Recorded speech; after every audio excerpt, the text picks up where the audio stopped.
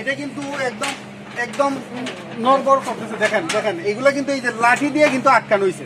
আমি একটু দেখাই, দেখেন এগুলো কিন্তু লাঠি দিয়ে আটকানো হয়েছে। আমি একটু দেখাই, দেখেন এই যে দেখছেন দেখছেন কি অবস্থা। আসসালামু আলাইকুম দর্শক এবং শ্রোতা, আমি এই মুহূর্তে দাঁড়িয়ে আছি চুনারঘাট উপজেলার যে মিরাশি ইউনিয়নের মুসিকান্দি গ্রামে। তো এখানে আমি আসলে যে জায়গাটিতে দাঁড়িয়ে রয়েছি, এটি একটি হিন্দু এলাকা। তো বিশেষ করে এই যে গত বন্যায় ওনার আসলে বড় ধরনের একটা ক্ষতি হয়ে গেছে।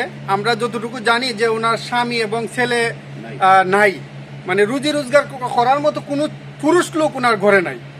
তো আপনারাই জানেন যে একজন পুরুষ লোক যদি ঘরে না থাকে তাহলে ওই ফ্যামিলিটার কি অবস্থা হতে পারে, এটা আপনারা একটু ধারণা করবেন। এবং আমি যদি আপনাদেরকে দেখাই, একটু